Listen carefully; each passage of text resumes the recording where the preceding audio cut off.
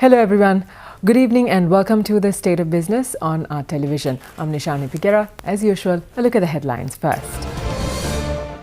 Elections Commission states LG polls cannot be held this year. And Japan to grant $1.2 million for demining in northern Sri Lanka. In tonight's main story, addressing the media in Colombo yesterday, Chairman of the Elections Commission, Mahinda Deshapriya, stated that the local government elections cannot be held this year. Speaking further, Mahinda Deshapriya stated that the earliest possible date to hold the local government elections will be in early January next year. පැහැදිලිවම පෙනී යනවා. පළාත් පාලන ආයතන ඡන්ද විමසීම මෙම වර්ෂයේදී තැබිය නොහැකි බව. අපට කියන්නට පුළුවන් එය ජනවාරි මාසයේදී පැවැත්වීමට අපට පියවර ගත හැකි බව. එයට හේතු නම් දෙසැම්බර් මාසයේ ඡන්ද විමසීම තැබිය හැකි එකම සෙනසුරාදා දිනය විභාග කොමසාරිස් ජෙනරාල්වරයා විසින් ඉල්ලා සිටීමයි. එයම පමණක් නෙවෙයි සමහර විට වෙනත් ප්‍රායෝගික කරුණුත් එනවා. සමහර ලාට මේ ඡන්ද විමසීම පැවැත්වීමට හැකි දිනයන් ජනවාරි මාසයේ තින්නේ සෙනසුරාදා දින 3යි. 6 20 සහ 27 පමණ 13 වෙනි සෙනසුරාදාත් ඡන්ද විමසීමක් පැවැත්වීමට හැකියාවක් නැහැ. ඒට හේතුව 14 වෙනිදා උදේ පෙරවරු 5ට තයිපොංගල් උත්සවය ආරම්භ වන නිසා.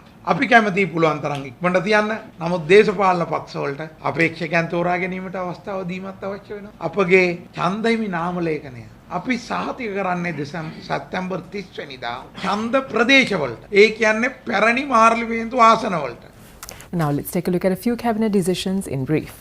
The Cabinet of Ministers approved the proposal to establish urban solid waste disposal facilities in Aruwakalu with the view of commencing waste disposal activities by 2020. The proposal to sign a MOU between Sri Lanka and Lebanon with regard to improving safety and welfare of immigrant workers in Lebanon was approved by the Cabinet of Ministers. The Cabinet also ratified the dates to hold the budget speech, debate on second reading, committee stage debate and vote on third reading of the 2018 budget.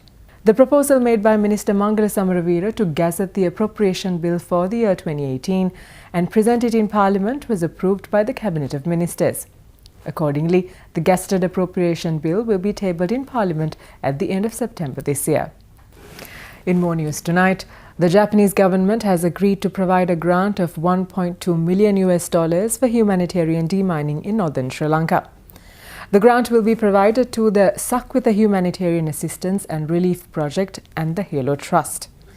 The grant contract was signed between the Japanese ambassador to Sri Lanka, Kenichi Suganuma, retired Lieutenant Colonel VSM Sarath, the program manager for SHARP, and Finoa Kilpatrick, the program manager of the Halo Trust in Colombo last evening.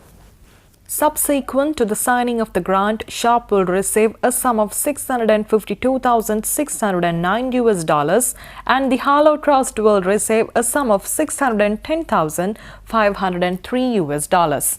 These two projects are expected to contribute towards the effort of the central government to expedite the demining process in the north, which in turn would enable the government to resettle the internally displaced in northern Sri Lanka. Initially, SHARP was deployed in two sectors in the Mankulam area, namely Ampakamam and Periyapuliyankulam, where we cleared a total of 77,000 square meters during the 6 months and recovering 192 mines and UXOs during this period. SHARP completed this assignment in this area in January this year.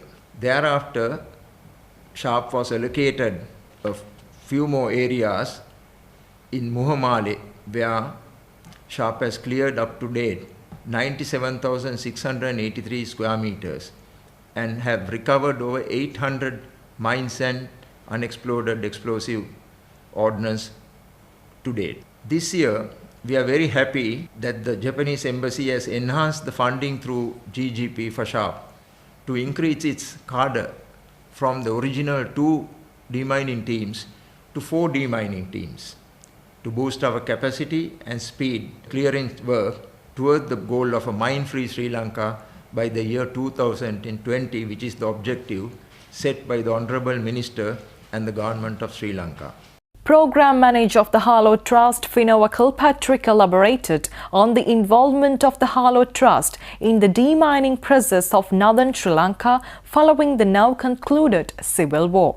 In 2017 alone, Japanese funding has allowed Halo teams to remove nearly 2,000 mines and items of unexploded ordnance. And this has been from over 20 hectares of land. This is 2017 alone, adding to the over 300 hectares of land we've cleared with Japanese support so far. This was crucial in making it possible for over 3,000 Sri Lankans to return safely home, and for nearly 11,000 more to begin using this land, thus enabling Sri Lanka to continue its recovery from decades of civil war. However, even after many years of mine clearance, the remaining challenge is significant. But with continuing Japanese support, together with the national government and the mine action community, we can achieve the goal of a mine-free Sri Lanka.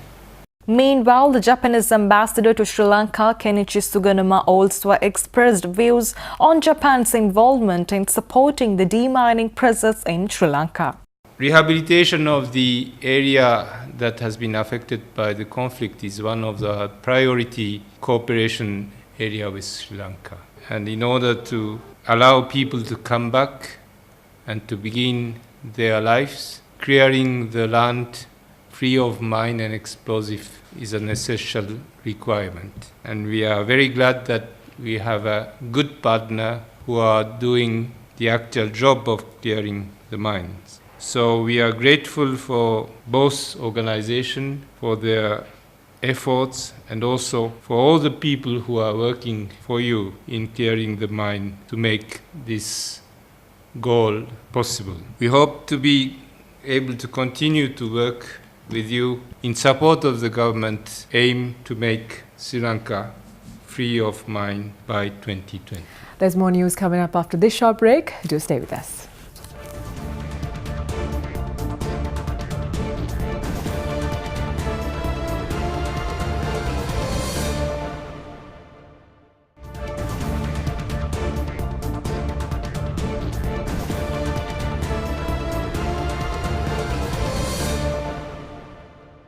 Welcome back. You're watching The State of Business. The Sri Lanka Retail Forum 2017, organised by the Sri Lanka Retailers Association, was inaugurated in Colombo last evening. The theme for this year's forum is Winning the New Consumer, Energising Retail. 20 speakers comprised of the best minds in the global and local retail industry are taking part in the forum to share their insights, make recommendations and discuss how Sri Lanka can transform itself into a regional retail hub. 350 retail and associate sector representatives took part in this event. With this Sri Lanka Retail Forum, we will be able to enable our retail minds to evolve for the future. We will be able to attract regional minds to come here. The consumer expectations are growing locally and the tourism will grow, and we engage with the government. And the first budget, government recognized our association and they allocated 50 million rupees in the first budget, in our first budget presentation, and now we are on the way to have the first Colombo International Shopping Festival. We are also in the process of launching a project, SURF, Sustainable Retail Future, under Retail Academy. And this Retail Forum, I believe we will be able to bring in the new demanding consumers' expectation and a real retail experience. Dr. Supachai Panich-Pakdi, former Deputy Prime Minister of Thailand and former Secretary General of UN Conference on Trade and Development, delivered the keynote address at the forum. When you build your retail business, you're not looking only at placing things in your shops on the shelves. You are looking at the chains of production, chain of logistics, chains of connectivity with your customers, advertising, marketing. It's a whole supply chain and value chain that we talk about these days that you have to be able to create to energize the whole thing. To energize the whole thing, you cannot just remain as somebody who just places things on the shelves. How can we grow up? We cannot grow up by just keeping some of the big group, major groups like the one I'm associated with, just running the business. We have to allow new groups to come in. We have to implement the competitiveness, consumer protection laws. We have to allow in outsiders to come in because they come in with their chains, they come in with their network, marketing network. They would be able to source the products in your own countries and put on the shelves of somewhere else in Europe, somewhere in the United States and around the world. So it's a two-way kind of value chain that can be created. Stocks closed in the red today. Let's look at the details after this break.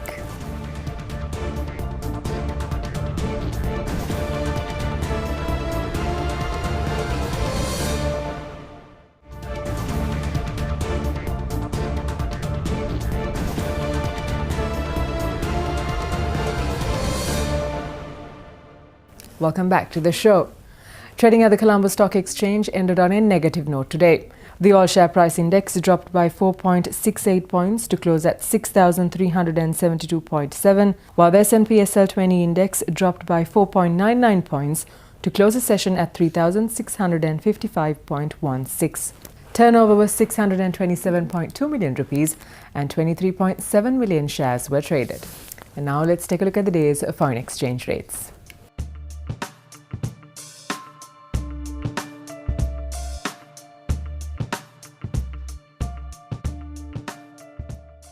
And with that, we wind up the show for tonight. We'll see you again tomorrow at the same time. Until then, thank you for watching. Have a pleasant evening.